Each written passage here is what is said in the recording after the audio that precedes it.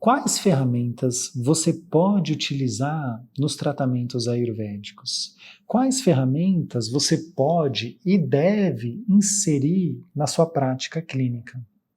É algo muito simples e muito efetivo depois que você já entendeu o que eu venho te ensinando até aqui sobre fisiopatologia, como as doenças se formam, como enxergar um paciente integralmente. E agora a gente só vai acrescentar rotinas, alimentações, práticas no dia a dia que vão reequilibrar esse paciente.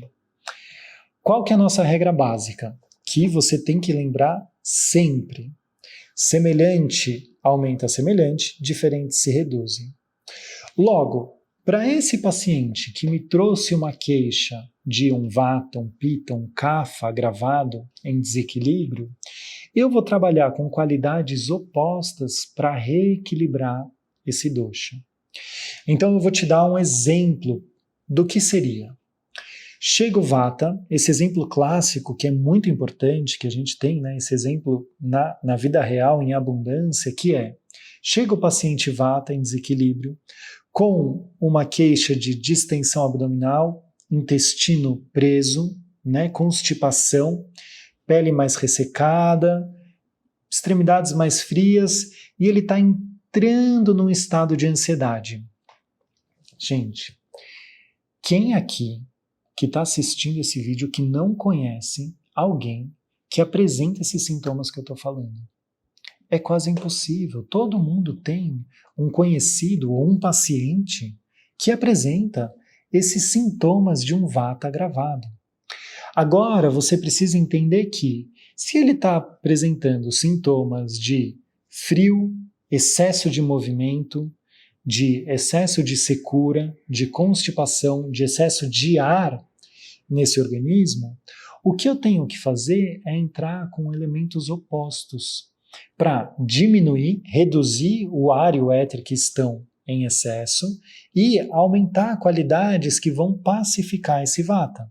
O que isso quer dizer? Se eu tenho excesso de ar e éter, eu vou entrar com fogo, água e terra. Onde que eu vou encontrar os elementos fogo, água e terra? Em todos os lugares. E aí que entra o que eu quero que você aprenda hoje. Quais são nossas principais ferramentas de trabalho? Primeiro, como é muito conhecido no Ayurveda, a alimentação. Segundo, rotina diária. Rotina. Práticas no dia a dia, exercício, qual exercício, que horas dormir, o que fazer durante o dia. Terceiro, plantas medicinais. Qual chá usar, qual preparação, qual tempero eu vou usar para esse dosha. E por último, entender a mente do meu paciente. Então, através de alimentação, rotina, especiarias, plantas, ervas medicinais e a mente, eu vou dar ferramentas, eu vou dar uma informação que vai pacificar esse vata. O que isso quer dizer? Quer dizer que, se ele é frio, móvel, seco, irregular, eu vou dar uma alimentação que seja mais quente, oleosa para lubrificar esse frio, nutritiva, porque o vata ele vai secando e vai perdendo massa. Então eu entro, por exemplo, coisas muito simples, com um mingauzinho de manhã, no café da manhã.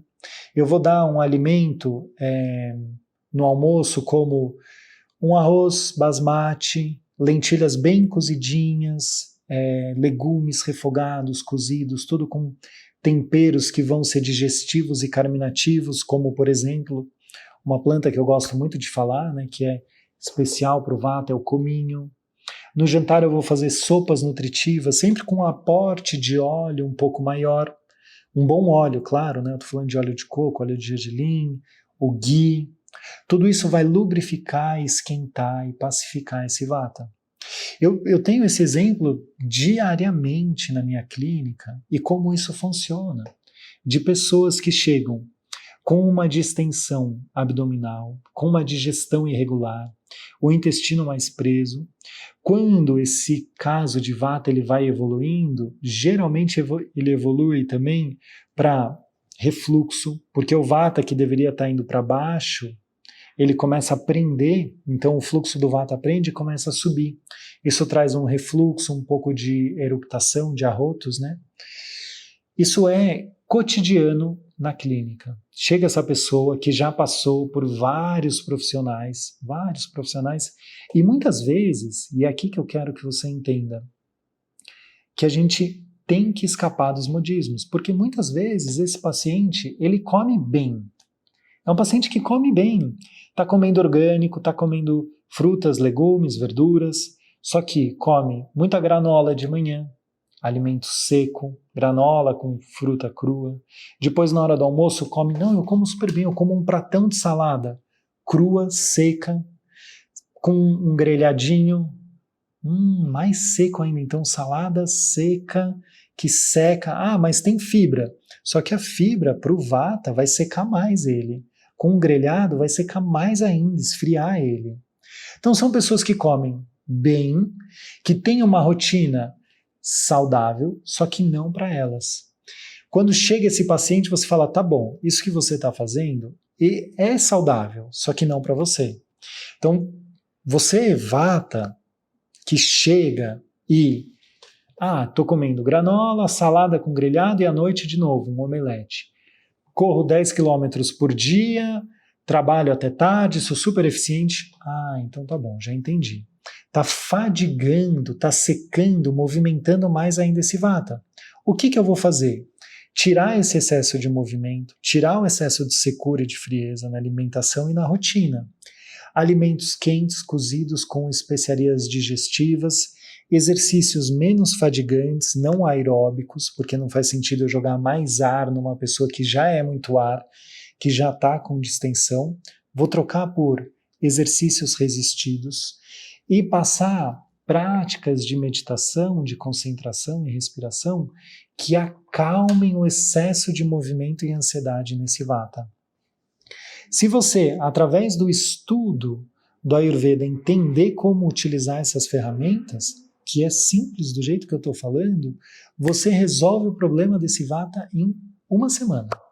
É muito rápido, a gente vê assim, pessoas que já foram em profissionais, chega e fala, não, mas é só isso, é mingau e arroz com lentilha, né?